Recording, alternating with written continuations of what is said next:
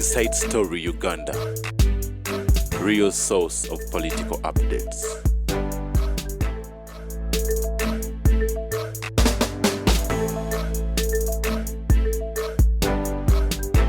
Kubanga abantu abasinga bannayuganda bwe yalaba kwagala ennyo balimbe. Bannayuganda bo balimba bajja kukubira engalo babulira amazima. Omusajja ayogedde. Naye kirungi akaseera katuuka ne bagamba omusajja yatugamba ne sitwawulira. Okay. Kiringanga abakyala abawala ennaku zino ongoyala omuwala akwagala ennyo mulimbe.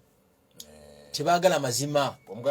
Ne bw'omuyisa ku parliament ekizimbe ekyo n'obuga kizimbe kya jjajjammwe mukyakola ku kyapa kibirivinga. N'obuga CPS ekizimbe ekyo kiraba kyali kyasenga waffe tukola ku byakyapa. Ne mutwale ku ttaka ly'ewakagula nti liirino noonya ssente etandika okuzimba tebeetaaga. Adduka misinde. Aha. Kulika mu weekend. Weekend yawedde twebaza Mukama. Weekend nga tennaba kutuuka. Nebaza Katonda ne sekwebaza yenna ku bintu ebinsanyusizza omwaka guno. Mu 2015 muwala waffe ayitibwa Desire Mirembe yattibwa omutemu ayitibwa Matthew Kirabo. Bonna bali Makerere University nga bonna basoma medicine. Nga bomanyi abaana mu university bakwanagana. Muwala waffe n'atandika okususpectinga nti omusajja ono aliko ekitali kituufu. N'agenda ne mu counseling eyo. Bombi ne babayita omuvubuka nga ali violent. Ekawungeezi olumu omuvubuka ayita Desire Mirembe basinkane ku Wasi Small. Waliwo restaurant yabeeranga waggulu eyo mu kalina waggulu nga banywa kacaayi kawungeezi. Omuwala nga ava mu restaurant agenda ku ATM okugyayo ssente. Omuvubuka nga ateeka caliform mu juice. Ng'ayingira emmotoka omuwala bwe yamunywa tiyaddamu kutegeera. Ng'amuvuga okuva e Kampala, ng'amuyisa ebbanda, ng'amuyisa ebweyogerere, ng'amuyisa esseeta, ng'amuyisa emukono, n'amutwala erugazi mu bikajjo n'amusalako obulago. N'amutta. Omwana n'atubulako okumala ennaku 3 ne tunoonya. Poliisi negamba first suspect yono omuvubuka. Poliisi n'emukwata n'emuinterrogatinga thoroughly. N'akonfessinga nti yatta omwana. N'atwala ne poliisi we yamusalirako obulago. Poliisi n'epiikingawo omusaayi nga gumaakinga omwana waffe. Poliisi abanene bangi ne baagala omwana oyo ateebwe omutemu. Poliisi n'eremerako nti ono ye suspect. N'atwalibwa mu kooti. Kubanga olw'okuba omusango gwazzibwa lugazi yatwalibwa mu kooti y'Ejjinja. N'alimandingibwa ekitalya. Ye kooti y'Ejjinja. No. Njerabidde prison y'Ejjinja eyo erinnya. N'amalayo ba myezi 8. Omulamuzi n'amuwa bail nti addeyo Makerere amalize okusoma kwe. Ensonga omulamuzi gye yawa lwaki yatta Matthew Kirabo addeyo waka nti addeyo amalirize ebigezo bye. Addeyo asome. Ye gwe yattayagala kusoma. Gwe yatta waffe ali mu ntaana omutemu n'addayo Makerere n'asoma n'agraduatinga as a certified medical doctor. Bw'amala ograduatinga n'agenda n'atandika okukola Mulago Hospital. Kumanya omwana oyo ajooga. N'asaba kkooti emukiza agende America akole masters mu medicine. Ne tugamba wano mu kujooga atoyiseewo. Ne ba frustrating omusango ogwo. Principal judge then bamuyitanga bamwine. Yatuuka n'otugamba nti tewali ssente zinza kulira musango ogwo. Kati bonga kali kakodyo. Omuntu kasaze omusango ne gulwawo okuwulirwa. Omujulizi bubula, abajulizi bafa. Covid yali ali kumpi kuggwawo n'engende wakkano Nakalema ne munyonyola ebintu n'angamba Gashumba bino ebintu ebisirikira otya. N'angamba ku saa 8:00 wano ne taata w'omwana tugende wa principal judge. Twatuuka mu 7 tugende wa principal judge nzizi aliko kaakati. N'atu apologizing n'agamba abadde tamanyi nti waliwo n'ogwo omusango. Nga baagukweka kubanga omutemu ono alina abooluganda banene mu judiciary.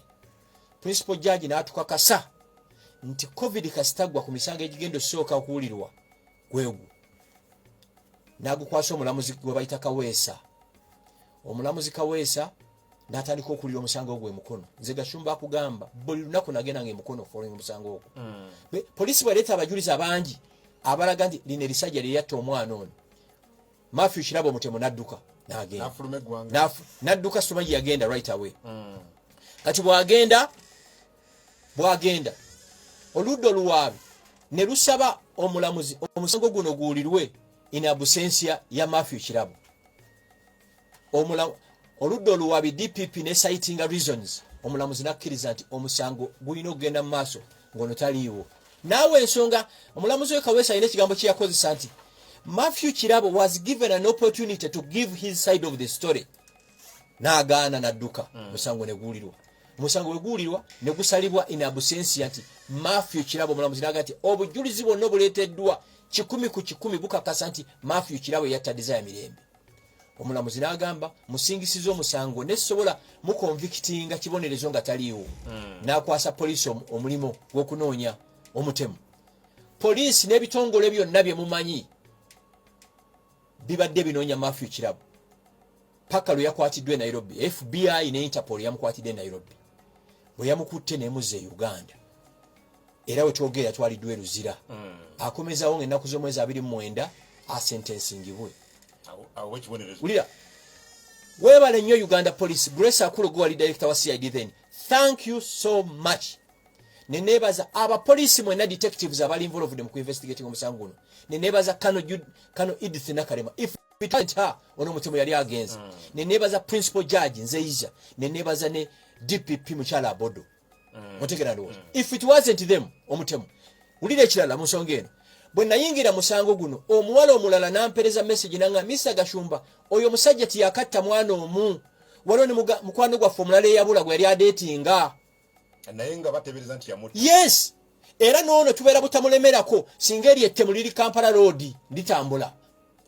Neze nsabirira ahangingibwe bamutuge oba bamusuule mu kinyi ekirimu ggoonya zimulye bunyama. Botta omuntu ng'okigenderedde naawe olina kuttibwa. Period. You can kill in self defense. Kungosobola okubeera ne sikafu ne mukyala we ne muyomba n'akusindika naawe n'omusindika n'agwa n'afa. Tekibeera intentional. Gwe nojja omwana e Kampala n'omuvuga paka Lugazi nga tofunyeemu kirowoozo kirala kumutta kamutwale mutte.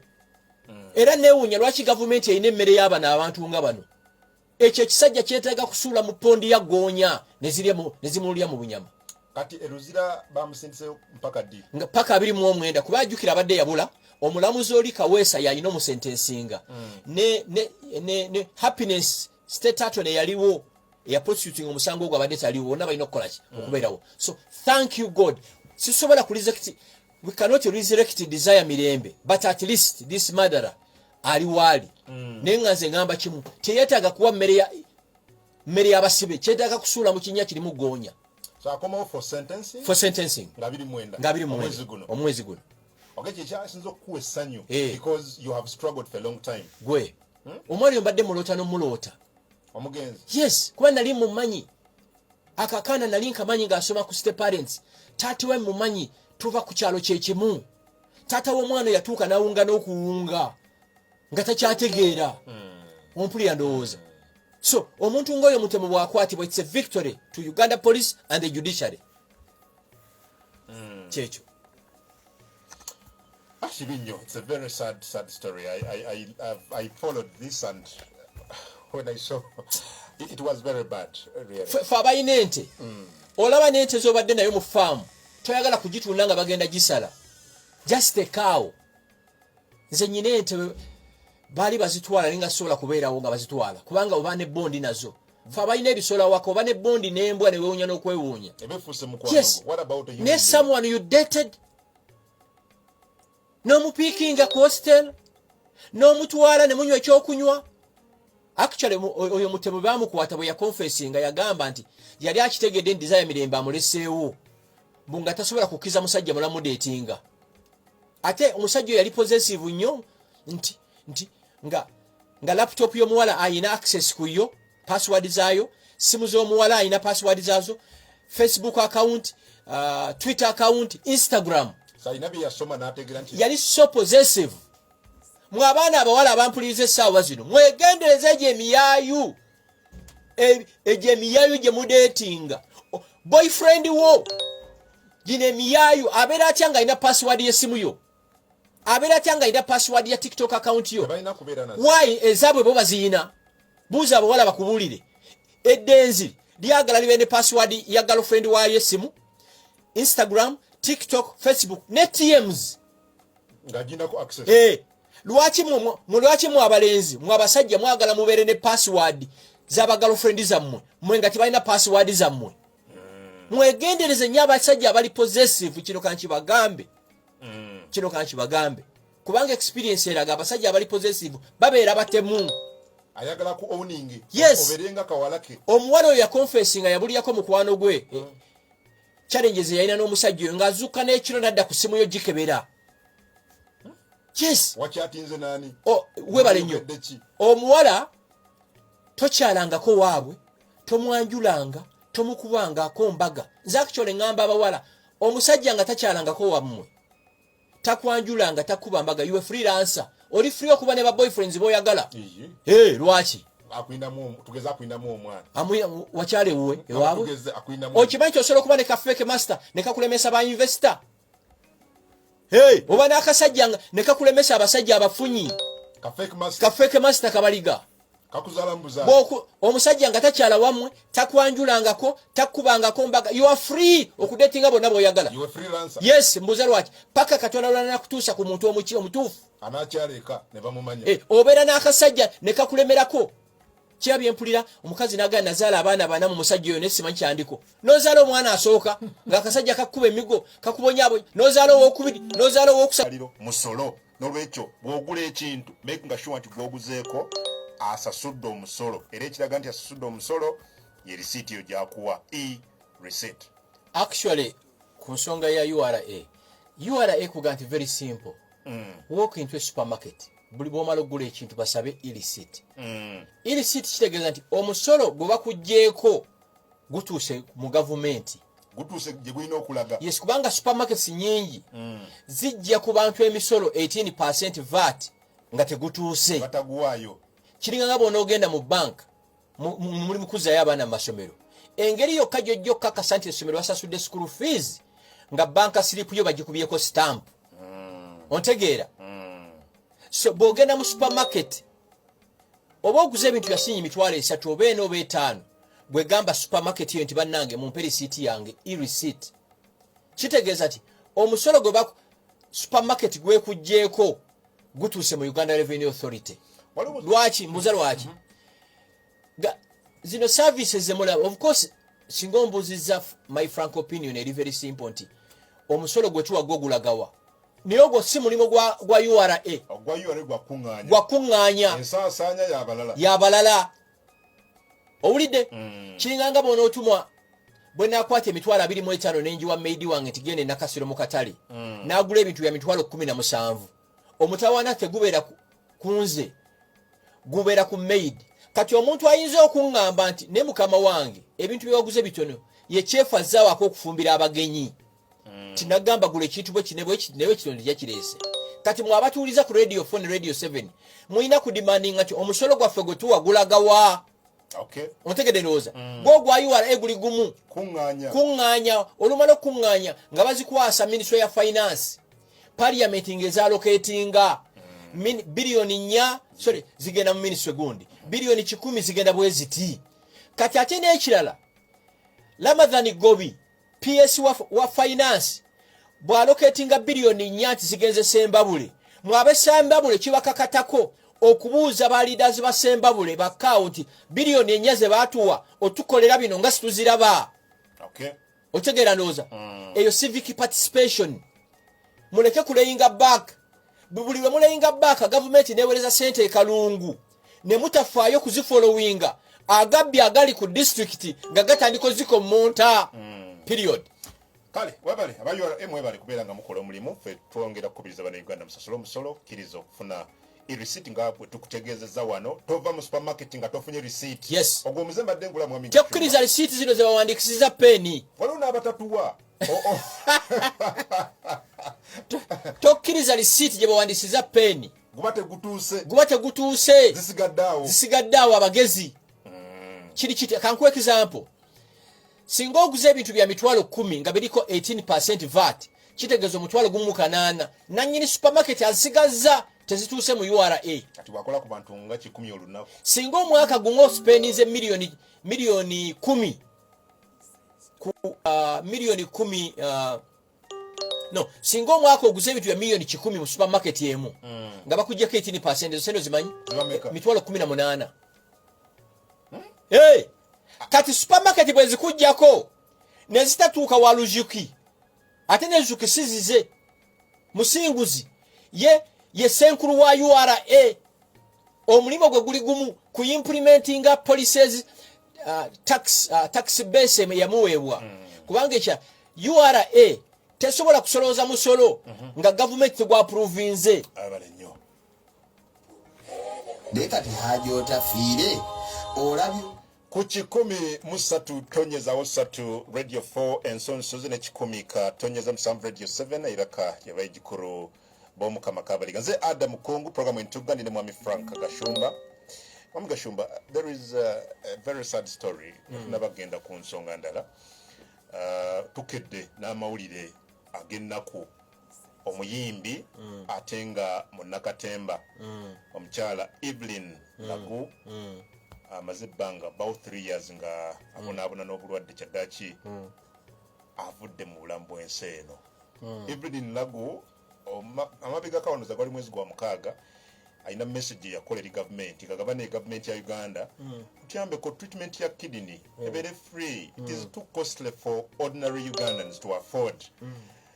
Badine myaka namugumu mabega kawo bobojukira at some point ne mutabani we yamuyambako namutonera ne kidney mutabani wo mugenzi. Yes. Oh no bambi ayagala kusevinga bulamu bwa mama abadde babadde bamukolako mechanical removal eya waste products nga liver tekyasobola kukikola so they've been doing it mechanically every week badde bakikola emirundi ebiri and she really was in pain.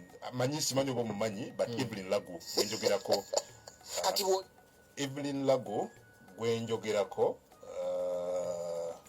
Evelyn Lagu bambi kitalo nnyo nja kubulira mazima oluyimba bulijjo ndumanyi naye nga simanyi alukola ki aluyimba kitalo nnyo nze kisinga okunnuma myaka 4 ejjane INRM gyemaze mu buyinza emyaka 61 nga abazungu bavudde mu Uganda n'ebintu bye tusobola okujjanjabira emulago situbisobola. It pains me kinnuma okuba nti maama wange kati bwalwala n'akalwadde akatono alina kujja Kampala. Mami yennyini yakugamba 1975 nali mwana muto I think nalina emyaka 2 naye yaŋŋamba banzijanjabira Masaka Mulago Referral Hospital 75 n'emyaka 37 ejjenaalemu n'endwadde ze tusobola okujjanjaba. Nze neewuunye ekinnuma okuba nti ogenda emulago ne bakugamba test ezo tetusobola wano mugende Nakasero bakusindika private oba facility. case clinic Private facility kiringa UPDF bwenetuuka nga tekyalina masasi negenda mu Saraseni. Can that be? Bino bigenda kubeerawo kino nkibagamu abampuliza ku radio 4 ne radio 7 as long as abanene ba minister ba presidenti ba vice presidenti ababaka ba parliament as long as tibajjanjabirwa malwaliro mwe mujjanjabirwa tukyafa. They don't feel the pinch. Tukyafa lwaki bolulwalako baina medical coverage batwala mu nsi yonna namboze bamujjanjabirawa Segirinya aliwa Jakabolanya yafiirawa Mutebire yafiirawa Mayombo yafiirawa Tumwine yafiirawa njagala ondageyo omuntu owa bulijjo nga yafiira mwezi ensi awa bulijjo era abagendayo abasuubuzi abalinamu kasente as long as amalwaliro bano abanyuunyuusi tebajjanjabirwa mu malwaliro gano twesabire ekirala as long as abaana b'abanyuunyuusi tebasomera mu malwaliro gano as long as abaana b'abanyuunyuusi tebasomera mu masomero abaana bamwe gye basomera tebajja kufikisinga masomero ulira as long as abanyuunyuusi balina emmoloka eziggulawo amakubo n'eziggalawo amakubo tebajja kulwanyisa traffic jam mu Kampala because they don't feel it. Mu Uganda yensi yokka police ambulance ne fire tenders binoke bizikizo omuliro tibina right of way. Uganda yensi yokka mwosanga abanene mu government nga osanga ambulance ngeri mu jamu ekaba nenga state minister aina lidike gulawe kubo ate kati kyavudde kuba minisita ayina 3 ezigulawo, state ayina 2 ne ba departmental heads nabo kati balina ezigulawo ekkubo. Ani yazibawa? Museveni Yoweri. Akulira department naye ayina ezimugulire. Kati njagala omunene omwo ajje wamwe Kalungu, ajje Kyankwanzi, ajje Masindi nga ayina ridikezo mumusaleko. Nedda. That is inciting people against them. Kankubuzemu ekibuuzo. Singa minisita aze ku mukolo e Masindi oba Kyankwanzi n'emmotoka nnya, abantu ne bayimirira bonna ne bagamba sitwagala kuwuliza kyusoddeyo nga minisita ng'obusungu buvudde ku mmotoka zino ennyingi. Yes, kubanga abantu b'Ekyankwanzi tebalina ambulance. Nemmwe bwe bajja nga mubayimbira ennyimba nga mubazimbira ebitooke ng'olumuwedde. Aze n'emmotoka nnya buli emu n'abasirikale buli emu enyudde amafuta ga gavumenti buli allowance weeziri. Yes, mu abantu ba bulijjo kati tamasimu obuuze districts meka constituency meka ezina ambulances mu Uganda. Tesuubira nga waliwo President Museveni konvoyi eriko emmotoka nga nkaaga mukulembeze waggwa. So what? Neba minister nabeera kyekimu. Ati kyekugamba bw'aba asobola okuba n'emmotoka nkaaga kitegeeza asobola n'okuprovidingira amalwaliro amalala ambulances. And beyond the ambulances, ba paramedics mwe bali, ambulance esobola okubeerawo naye ng'abasawo abalina okubeera mu ambulance eyo kubanga full fledged ambulance basobola okujja e Masindi nga bakolako abasawo. We bakutuusiza emulago nga bakavalinze 30%. Beyond an ambulance, paramedics we bali. Lindako doctor yewaali agenda okukolako. Nekati ambulance we zitabeereddewo abasawo bwe banaabeerawo. Kyekyo kakati mu abatuwuliriza bye mulina okudimandinga fo. Omuntu wa bulijjo tafayani ali mu State House ayagala social services, malwaliro, masomero, clean water. 37 years of NRM. Emyaka nkaaga mugumu ng'abazungu bavudde wano. Abantu bachwa amazzi mu bidiba entemu zinywa. Ne mweyita bahonalebo. No. Oyogedde ku baana b'abanene n'ezijjukira omwe yatwala omwana we bazaalira n'okuzaala obuzaazi azaalira Germany mu America. Gwe nokyali ku ekyo nze nyina ate gwe mmanyi omunene omu. Baamusala bubi olwala ekigere ku kigere nekitana ne bamupangisa private jet ne mujje Uganda ne mutwale France. Mukungu mu government. Nze nyina family emu gye mmanyi abaana baabwe basomera Nairobi every weekend bakoma wano. Family nyimungi manyi wano abaana basomera Nairobi buli weekend bakoma we Uganda mu ggwanga bakoma ku Friday kawungeezi ne balinya ennyonyi ku Sunday ne baddayo from Monday to Friday bali Nairobi basoma. Tuli mu ggwanga lye Uganda yemu mu area mwoli okubuuza abakulembeze obutimbo ensiri tubujjawa bwengo gugwo okukoze eki ngogumaze kubanga nze nnumwa nnyo nti Yesu ali kudda ku nsi ali kumpi kudda ku nsi naye nga waliwo endwadde ze tusobola okupreventinga. Kati bakugambye actually Dr. Omu yaŋŋambye nti ensiri eziruma emisana tezirwaza musujja, ezibeera mu nnimiro tezirwaza musujja, ez'ekiro bakugambye bw'oba ogenda kwebaka sula mu katimba k'ensiri.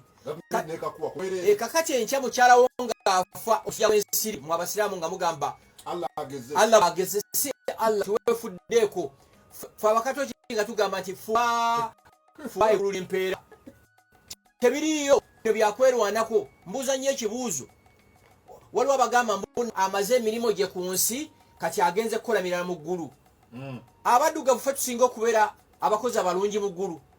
Abaddugavu lwaki Abajapani bafa balina emyaka 85, Abamerika 84 beefaako? Waliwo ebintu gavumenti byalina okukolera.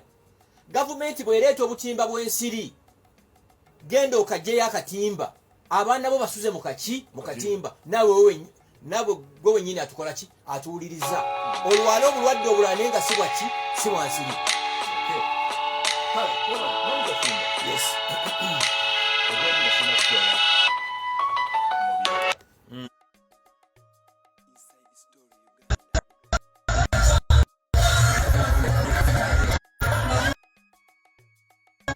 That is the field ekabadde ekololo simanyi angu mwekirabira. Kati ekisooka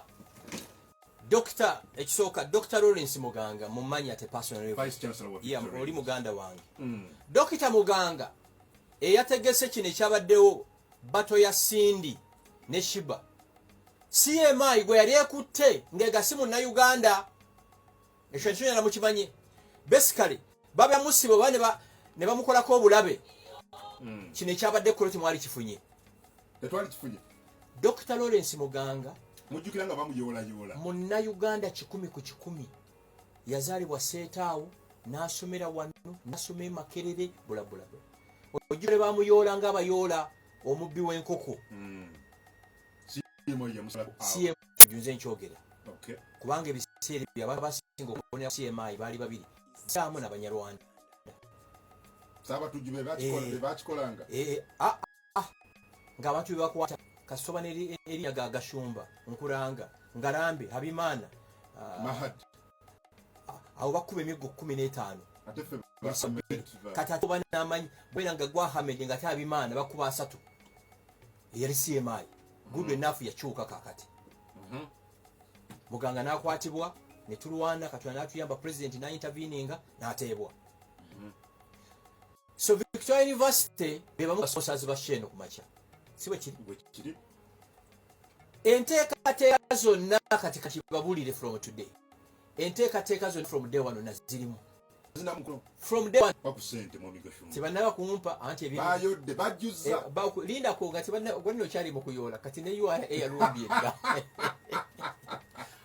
URA kati yalumbye dda Allah Allahu akbar abana ba URA abo balumbye dda tibanaba kumpa nzolo kali teke emikolo balina okulikonsayiringa ebiki bitabo but nebaza Shiba nga gyenkomeza Shiba omwebazaako listen Shiba brand ambassador wa Victoria University nze yansingidde abadde mulala anti nzija Shiba mwebaza nnyo if it wasn't Shiba bateno tiyali baddewo nze akigamba ndi wa mu nyumba munda owulira singa teyabadde Shiba bato teyandibaddewo kubanga Shiba brand ambassador Victoria University ekirowoozo ekyo kyahakingwa nga Shiba akikkiriza nga Shiba sindi buli omu tamatira munne ne tugamba Shiba can you call Cindy for this battle Cindy n'agamba ndi ready ngenda mulagako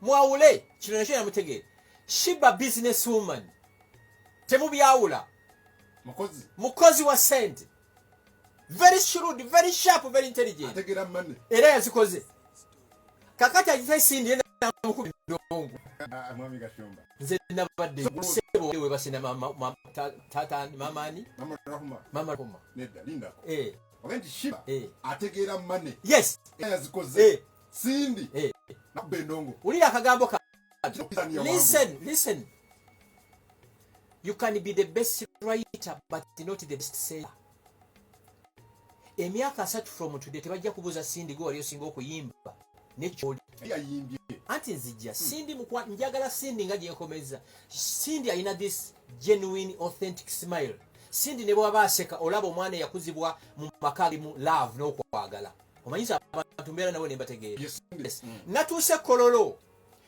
nga Shiba yasinza abawagizi ne bwe zaweredde mukaaga kitundu nga abawagizi bagamba waye kakazi katutwala yontegera ndowooza Cindy, thank you so much. Thank you, Victoria University. Thank you, Dr. Muganga. Thank you, Dr. Sidiru Pareria. Kubanga Sidiru Pareria ina nyini university. Echa, nenebaza security bodies zonna. Okuba nti omukolo gwaweddewo nga tiwaliwo kasamba tuku. Kubanga kitala babadde muli.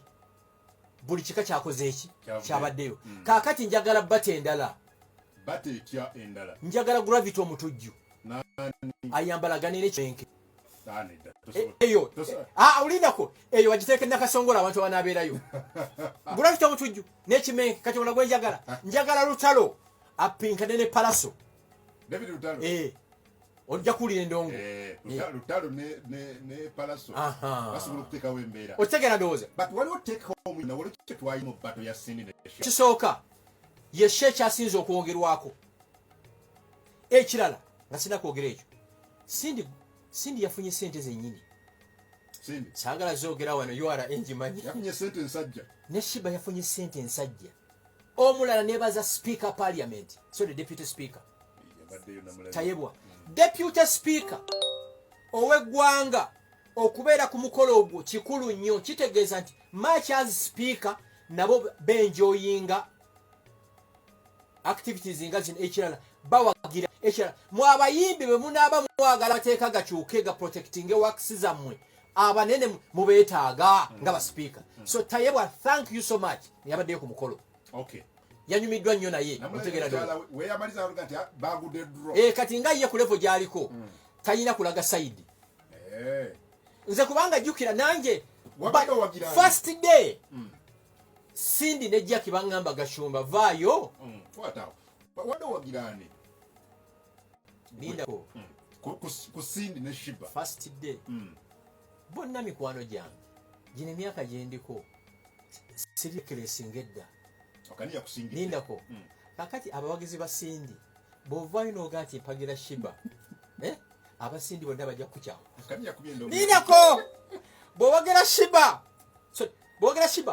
bwogera Sindi abawagizi ba Shiba bonna abantu bali too emotional tolabanga muntu ayagala okwasa TV olw'okuba actor akoze ebyewunyisa kati wena level gy'otuukako nokkiriza ng'ebimu tojja byogerako agundi Sindi performed so well performing so well naye ate Shiba yatubrandingidde Victoria University n'atukola ne sente Shiba yatubrandingidde Victoria University n'atukola ne sente by the way Shiba yasinga okuhypinga kyeno Sindi she's wakalaba ku live TV hi baby ekiro nga eva mu ofiisi yo ey'ekyambogo nga bagamba ekivulu kisaziddwamu era namba kwe kwetemako twalwanye nnyo ekiro okulyotulayisinga amawulire ago naye nga twebuuza bakoleraani nga tukyebuuza ekyo abantu bano baalijjudde muzeeyi wano waalibuliddwawo n'atuulawo era bwenjogerero lwa Museveni awooma bwe tunaava wano bantwala mu kooti naye nga lwaki oluyimba Museveni awooma njagala kwebaza jjajja ne maama okujja okululookinga ne mulagira ddala obuwoomi nti ddala muzeeyi awooma kubanga kino ekintu kyolaba wano ffenna gwazibye nga tumanyi nti okisazizzaamu era badde tubagamba temujja ate bwe ziweze essaawa 5 ez'olwaleero ne batugamba nti gyekiri tusaba enkola eyo eveewo kubanga baba baagala kutuswaza n'okwagala okufa ebya gavumenti yaffe ffenna bwe tuba tusuutinga mu goolo emu intrigue eri mu NRM ne NRM wano opposition tetulwana wabula abatulwana fe aba NRM tetulwana NRM era ogenda okwesanga nga tufiiriddwa obululu nga tufiiriddwa obuwagizi kubanga owa NRM yalwana NRM fe opposition mu Kampala tetugitwala nk'ekikulu naye bano abantu baffe bano agamba nti ate Hajat Farida versus Hajat Kabanda fe tusinza okukola omubi mu Kampala muno era nkusaba ekintu ekyo njagala ndaggeyo Land Cruiser nti yiiyo double cabin yiiyo tiyagimpa ndyoke ngambe nti awooma kati kiki okuwooma kitegeeza ki era mu Namasaka ono muyambye nnyo okukunga abantu covertly naye namugamba sisobola kujja kololo akaawa ayina bawoomere neza nkayirira oyinza okukakasa omuntu yenna ati nze sifuna Museveni yali ampadde ki andageyo embuzi lindako sigumu 2 3 4 andageyo embuzi andageyo ka bicycle ka bodaboda oba ka business eri ampadde mu gavumenti andage tax exemption Museveni yali ampadde emisolo njiwanga abantu abalala so abawoomerwa Museveni abawoomere nze ankayirira naye olimba bali owulira nzija kubanga akulaga ebirungi enguudo Museveni to buli olaga omuntu ng'akulaga history takulaga bijja maaso no ate abantu abasinga tebakitegeera nze mpagira MK movement so much boti babyawula nti MK movement yanjawulo nnyo NRM boti babyawula you get it bawoomera linako bawoomera be balina zi convoy bawoomera abaana bawe basomera ku scholarship okimanyi mulimu abaana ba minister baba ministers nga government yebaweerera nkulidde okyogerako ku TVM omwana w'emunaku ali ekalamoja ali ebundi bujo ana competing atya no mwana minister. It is very impossible. You get it? So bawomera mbamanyi. Owuli andowooza bamuwomerwe. Neze tampomera. Okay, ono wangulidde. Ewe Museveni owoma. Ekisooka. President Museveni weebale kujja ku mukolo gwa Munnamasaka. Weebale nnyo kujja. Wakubye ejjoogo ly'omukazi ono Namyalo. Yes. Bwe wabeerawo omuntu eyalwanyisizza Munnamasaka aleke kuyimba ne President Yoweri Museveni aleke kujja ye Namyalo. Namyalo akwataganya Munnamasaka ate. Tayagala muntu yenna akolera Yoweri Museveni. Yayagala okushininga. Unfortunately, she's very incompetent. Okay, yakubye ejjoogo. Kubanga omuvuka butuufu okuva ku Friday kiro nga message zitambula. President agenda kujja. Museveni najja. Sikkiriziganya naawe tompoomera naye weebale nnyo okujja ekkololo. Kubanga bw'otunulira akasajja kano ka Munnamasaka, kasajja kanaku, kayiiza oluyimba nako n'okalwanyisa. Ontegera ndowooza. So okujja kwa President Yoweri Museveni ekkololo kulimu ebintu bibiri. Atandise okulaba ekigenda mu maaso. Ekirala alicognizinga ti music industry. Music industry y'amaanyi nnyo mu ggwanga muno. Uganda. Ochege. Akakasajja bambi ka Munnamasaka babeera butamu frustrating awali baddewo abatawere emitwalo ebiri. Era gambye nti abantu bali badde bangi. Just give me a second. Uzanyire bwe yabadde atandika okuwuga. Just a minute. Ngagati muzeeyi abantu ebyuma byonna ebipya ebiri wano kansubite obinyige bubi. Buli kyenda wano kipya. Bangi nnyo ekisaawe kino kyali jjudde abantu bano baali badde bangi nnyo ekisaawe kino kyali jjudde nnyo kubanga okulanga tulanze nnyo naye twafunye message ekiro nga eva mu ofiisi yo ey'ekyambogo nga bagamba ekivulu kisaziddwamu era namba kwe kwetemako twalwanye nnyo ekiro okulyotulayisinga amawulire ago naye nga twebuuza bakoleraani kaakati Munnamasaka butuufu message bwe zatandika okufuluma ng'alina counter attackinga message ezo okukakasa abantu nti omukulembeze agenda kukola ki era najja nga twebuuza bakoleraani but oli office of the national chair. So what? So what? Actually, what I know investigations zitandise okunoonyereza ku office eyo. Namyalo ekisooka si ye Namyalo ye Nansereko. Agogo nasimanya ge. Amanya ge ye Nansereko. Yasomera Buganda Road Primary, nasomera ku Sumaya. Yakoma mu senior 4. Tukimanyi atwale mu kooti. Yakoma mu senior 4. Bukakafu tukyaleeta nno. Kati president buli muntu yebuuza an incompetent person omukwaso kya office eyo. Nze njogera ntwale mu kooti. Date of birth yazalibwawa, mama we yani, tata we yani, everything. You get it? Bamutomeza. Era olumwanyi nawe yatugambira lwaki temumbuliranga bintu ebyo. So ogambye okujja ekkololo. Mwami Museveni yalabye nti ekiri eri. Yes. Ayagadde okufuuka nti yatandika NRM. MK movement gye heading mu Central Region. Buli wetubeera n'omukola asinga ogulwanyisa yoyo. Ne Masaka yagezaako okukolagana n'aba SFC bawambeko abaana bafa baali bambadde t-shirts. Ne yeerabira nti founder wa SFC ye mukama wange simuneevuga. You get it? She's the most incompetent, confused person you can ever hope to meet. Mbalayirire. Namyalo bw'abeera mu office eyo paka 2026. Museveni wajja obululu 10 ogenda kujjayo kamu. Kubanga ye alwana na buli muntu, buli minister alwana na ye. Buba mulwana. Bino byogera bituufu. Mbyogera ndikumpe watwale mu kooti. Nze Frank Gashumba ndi ku radio 4 sawa zirimeka. Sawa ziri 4 ne dakiika 2 antwale mu kooti. Munnamasaka nga bw'omulaba nategesa akantu ke nakono bakakuba. Namyalo milioni 4 ezikuweba buli mwezi zikola ki? Zikola ki? Dindako zikola ki kankusese ekyama? Ekintu kyokka kati ekigezaako okulwanirira mu 7 ye MK movement. Yokka MK movement. Temuli mu kwega mu malaka. Ffe twamenya rekodi ffe tusomba abantu. Nze Frank Gashumba njagala mpita abantu naye ayite ani asomba abantu abantu bonna abali ekole ku birthday basomba basombe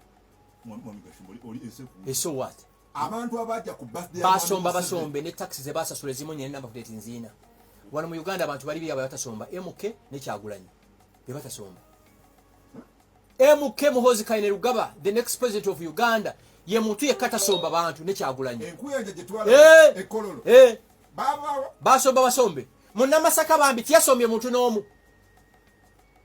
ate kinka agenti baabwe muberenga embeera eno gitegeera bulungi bwotyo kale njali ne mwami Frank Gashumba bamusimu ka Uganda kugayagaya mu nsonga nga wowulira yagala kutandika n'eddoboozi n'okewedde eggwanga lyali lyasaanikirwa nnyo ttooka ya sectarianism ku bigambo ebyayogerwa Robert Kyagulanyi Ssentamu former presidential candidate ate ng'akulembera ekibiina kya National Unity Platform. His words sparked a lot of debate akati bwe mubyayogera ku bigambo bino byentegeeza naye Dr. Kizza Besigye naye ng'abyogerako sooka owulirize ebigambo bino.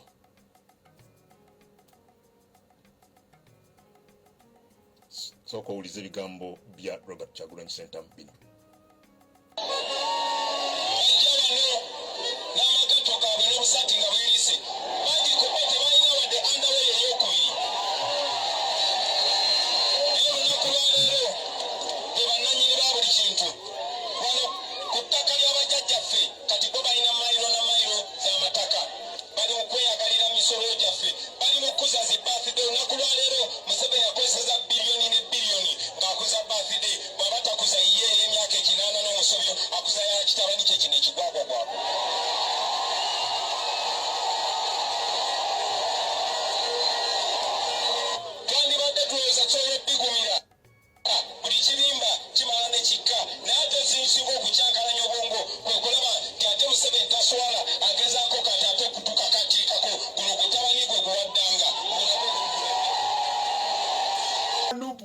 Leading opposition political party. Munkumi bili mugumu. Bili abili mugumu. Rather bili abili mugumu. Mwami Museveni ali mu party after party. Bulijjo mbagamba kiwani. Party after party. Era namwe aba radio 4 mufune kali retrieving ebigambo bitu batwogedde. Bulijjo nkibagamba there is no opposition. Ne Dr. Besigye akyogedde. Sirabangako kaseera Museveni kaina mirembe nga kano. Tewali lutalo mu Uganda yonna okujjako buno abatujjulo batiisatiisa olumu. Parliament agiina mu ngalo, judiciary agiina mu ngalo, amajja agayina mu ki? Mu ngalo. Kiki ekimuganda okupatinga? Yali ku part after part. 3 weeks back yali celebrating myaka 5 mu bufumbo. Wiiki emu emabega yali ku birthday party. Zo baagi celebrating nga mwenda naye nga yazalibwa nga 15. Eggulo yabadde ku Museveni yawooma. Abikola kubanga tewali pressure mujja mu buyinza. Ate Kyagulanyi tebagala buyinza. Abali ba comedians nakugamba. Those are certified comedians. Ninago nabuziza mwabadde ewarantinga Yoweri Museveni kuba ku pressure. At the moment. Yes. Abamuliranye bakugamba nti azze butalinga nga ine emyaka 65 endabika. Kuba teri pressure. Ate mwe nabatuliza ku radio funa kino kakibagambe. Bannabyabufuzi batandise okoma we wammwe. Baagala muli renewing contract zaabwe. Abadde kansalo ddeyo, abadde omubaka ddeyo, abadde meya ddeyo, si bwe kiri? Tebazze wammwe nti babaagala. Abo bannabyabufuzi mu Uganda tebakolera abantu bwabwe bakolera kalulu kaddako. Chovola bonoleta mwanyina zono muchala we mawogola mwagala nnyo that no lady. Goreti namuga. Mwagala she's a decent woman. Bajja okusooka okutumira abantu babe mawogola. Mwanyina ze damboza soka be mukono. Otemaguzi. Bewaabwe. Ontegeera. Yamanyi abagwago bwe mu stock. Abekasa ngombe. Ontegedde. Kati gwengo gambo atufaako akalulu mu Uganda kino kiddamu buli myaka 5 kakyusa bulamu bwa muntu alondeddwa mwabalonzi ne musigaliraawo. Kuba kati FDC teri mugundiza biki bazita batyezo na ziriwa muganda wange birigwa bagambye bagenda maaso enkya n'okutegeka delegates conference. Poliisi egamba temujja gitegeka, si bwe kiri? Kati Birigwa ali mu kampu erimu Dr. Kiza Besigye, erimu muganda wange Semujunganda Lukwago, muganda wange Nandala Mafaabi ayina erimu Powa, si bwe kiri? Enteekateeka zaabwe zonna zaaki kalulu 2026. Olidde Kyagulanyi byaddemu eruweero Hoima by the one yawangudde Hoima. Ebyo byonna yabibaddemu lwansonga eri emu kalulu kakola ki candidate owe nali muyafunye meka mutwalo gumukanana. Are you sure? Yes. Neya mudide ne wa NRM nawo mutwalo gumunezigwamu awo kakati yamudide NRM nini banange bato bange abanupu kambeegayire kati kanjogere bulungi bato bange mbaagala nnyo ayagala nnyo abanupu linda ko bato bange kati kanjogere bulungi n'ekisa bato bange mbaagala nnyo